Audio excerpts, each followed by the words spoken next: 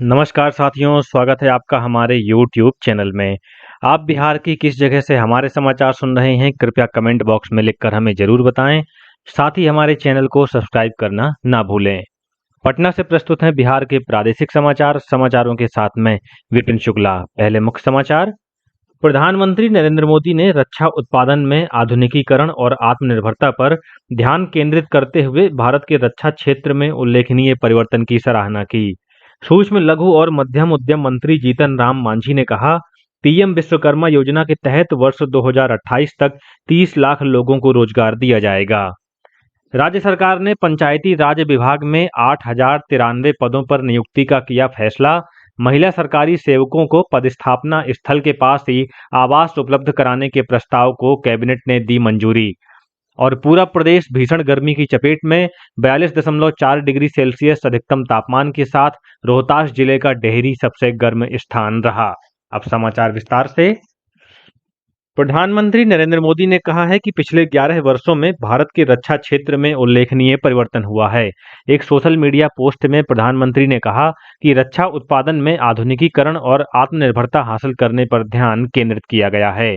उन्होंने कहा कि यह देखना उत्साहजनक है कि कैसे भारत के लोग राष्ट्र को मजबूत करने के साझा संकल्प के साथ एकजुट हुए हैं। रक्षा मंत्री राजनाथ सिंह ने कहा है कि भारत के रक्षा क्षेत्र में पिछले 11 वर्ष में प्रधानमंत्री नरेंद्र मोदी के नेतृत्व में ऐतिहासिक परिवर्तन हुआ है। एक सोशल मीडिया पोस्ट में श्री सिंह ने कहा कि प्रधानमंत्री के नेतृत्व में मजबूत सीमाएं, आधुनिक सशस्त्र बल, स्वदेशी हथियार, रिकॉर्ड रक्षा निर्यात और वैश्विक विश्वास से ये क्षेत्र आत्मनिर्भरता की ओर अग्रसर हुआ है। केंद्रीय विधि और न्याय मंत्री अर्जुन राम मेघवाल ने कहा है कि प्रधानमंत्री नरेंद्र मोदी के नेतृत्व में देश में योजनाओं के कार्यान्वयन में गति आई है।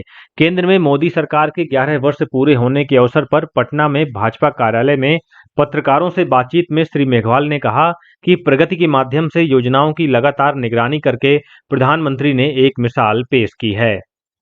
सूक्ष्म लघु और मध्यम उद्यम मंत्री जीतन राम मांझी ने कहा है कि प्रधानमंत्री नरेंद्र मोदी के नेतृत्व में उनके मंत्रालय ने पिछले 11 वर्षों में 15 गुना अधिक वृद्धि की है।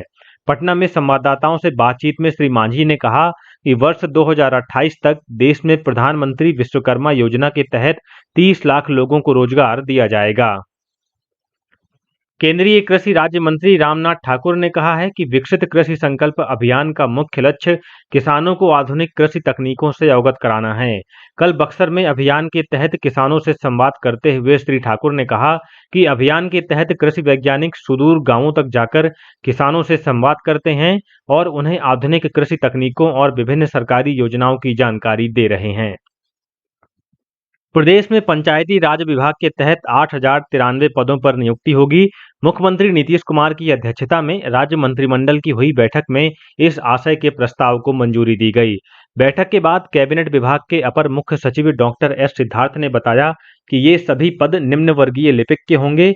इसके अलावा कैबिनेट ने अन्य विभागों में भी विभिन्न पदों पर नियुक्ति को मंजूरी प्रदान की है।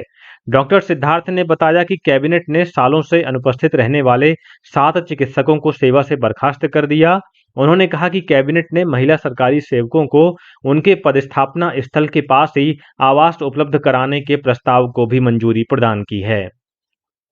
डॉक्टर सिद्धार्थ ने बताया कि प्रदेश में प्रधानमंत्री जनजाति आदिवासी न्याय महाअभियान के तहत 9 जनजातियों को प्रधानमंत्री आवास योजना ग्रामीण का लाभ दिया जाएगा। इस बीच उप मुख्यमंत्री सम्राट चौधरी ने बताया कि प्रदेश में प्रधानमंत्री जनजाति आदिवासी न्याय महाअभियान के तहत 10 जिलों में 1,308 जनजातीय परिवारों को पक्का मकान उपलब्ध कराया जाएगा। कांग्रेस सांसद शशि थरूर के नेतृत्व में अंतिम संसदीय प्रतिनिधिमंडल 5 देशों की अपनी सफल यात्रा पूरी करने के बाद कल भारत लौट आया।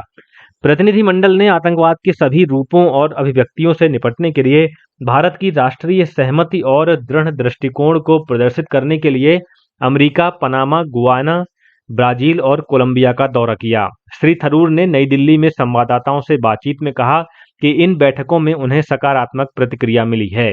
सर्वदलीय प्रतिनिधिमंडल के दूसरे समूह का नेतृत्व करने वाले भाजपा सांसद रविशंकर प्रसाद ने कहा कि प्रतिनिधिमंडल ने अपनी यात्रा के दौरान कई बैठकों में आतंकवाद पर भारत के रुख को पेश किया।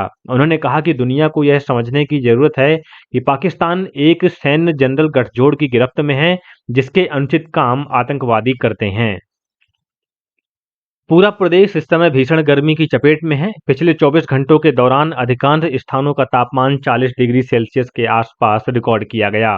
42.4 डिग्री सेल्सियस अधिकतम तापमान के साथ रोहतास जिले का डेहरी सबसे गर्म स्थान रहा। वहीं राजधानी पटना का अधिकतम तापमान 40.3 डिग्री सेल्सियस दर्ज किया गया। मौसम पूर्वानुमान में कहा गया है कि अगले 24 घंटों के दौरान तापमान में कोई विशेष परिवर्तन नहीं होगा। इसके बाद तापमान में गिरावट की संभावना है। स्वास्थ्य मंत्री मंगल पांडेय ने पटना के ऊर्जा स्टेडियम में आयोजित एक कार्यक्रम में 694 चिकित्सकों को नियुक्ति पत्र प्रदान किया। श्री पांडेय ने नवनियुक्त चिकित्सकों को बधाई देते हुए कहा कि अब शहरी के साथ साथ ग्रामीण क्षेत्रों में भी लोगों को गुणवत्तापूर्ण चिकित्सा सेवा उपलब्ध होगी।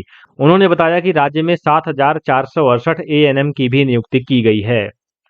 निगरानी जांच ब्यूरो ने सीवान के लकड़ी नबीगंज प्रखंड की गोपालपुर पंचायत के राजस्व कर्मचारी गिरीश देव तिवारी को 35,000 रुपए की रिश्वत लेते हुए रंगे हाथों गिरफ्तार किया है। गिरफ्तार राजस्व कर्मी एक जमीन के सत्यापन के एवज में शिकायतकर्ता से घूस ले रहा था। और अब कुछ अन्य समाचार संक्षेप में। हरियाणा के फरीदाबाद में एक व्यक्ति ने अपने 4 बच्चों के साथ ट्रेन के आगे छलांग लगा दी, जिसमें सभी की मौत हो गई। मृतक की पहचान लखीसराय जिले के बहरिया थाना क्षेत्र के अंतर्गत तारतरा गांव निवासी मनोज महतो के रूप में हुई है। सीवान के जीवी नगर थाना क्षेत्र में एक अनियंत्रित ट्रक की चपेट में आने से पिकअप वैन में सवार 3 लोगों की मौत हो गई। पटना के विक्रम थाना क्षेत्र के मझौली सिंघाड़ा गांव में अपराधियों ने 2 युवकों की गोली मारकर हत्या कर दी। दोनों मृतक एक चौकीदार की हत्या के मामले के आरोपी थे। गोपालगंज जिले के बैकुंठपुर थाना क्षेत्र के अंतर्गत चक पहाड़ मुंजा गांव में भूमि विवाद को लेकर 2 पक्षों के बीच हुई हिंसक झड़प में एक व्यक्ति की मौके पर ही मौत हो गई।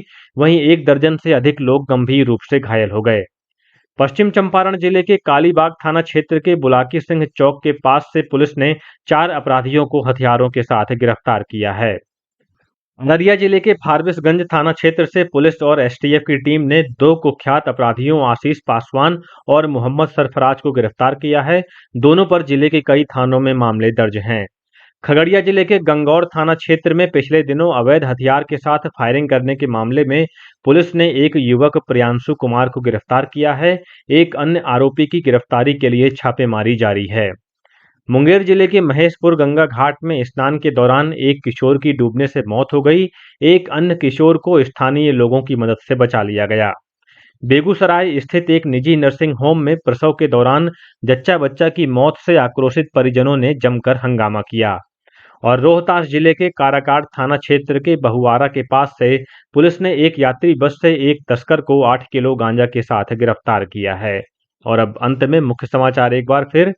प्रधानमंत्री नरेंद्र मोदी ने रक्षा उत्पादन में आधुनिकीकरण और आत्मनिर्भरता पर ध्यान केंद्रित करते हुए भारत के रक्षा क्षेत्र में उल्लेखनीय परिवर्तन की सराहना की।